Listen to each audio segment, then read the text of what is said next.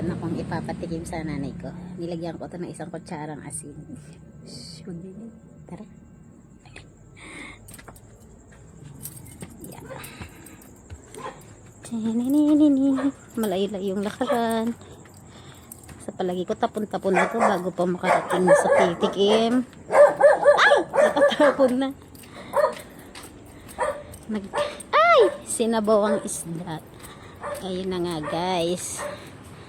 So, mula sa kubo ko, pupunta tayo sa mansyon ni nanay.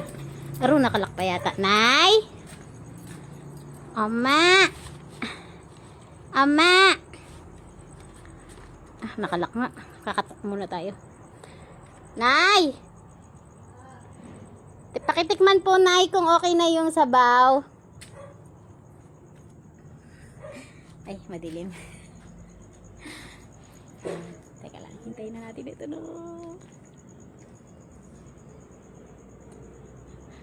Mahawit na yung kamay ko, no? Lawak sa likod namin, no? Ayan na siya. Hulaan nyo kung ano yung sinigang ko sa...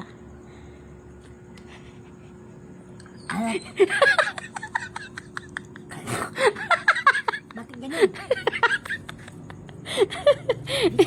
Panoorin nyo na eh. Tayo naman gaganti tayo. Gaganti tayo. Gaganti ako. Gaganti ako kay Ethel. Yung ginawa niyang pagpapatikim sa akin ng maalat. Tingnan ko lang kung anong magiging ano mo. Ano? Mama, baka sabi mo mga tabang na naman. Yan? Bakit itong lagay ko ah? Konting ano lang, dito. Ang ganda ng palabas na ito. Konting ano lang ah. Kitchen. Nakaganta!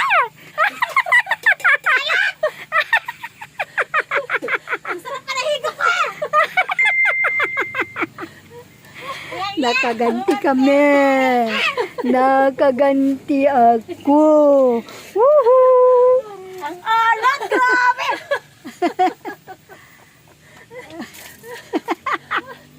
Gaganti kami. Yuhuu! O, paano i-stop to? Paano, Ketel? Paano i-stop yan? Ay, hindi Save naman mo nakabidyo muna. eh. Nakabidyo.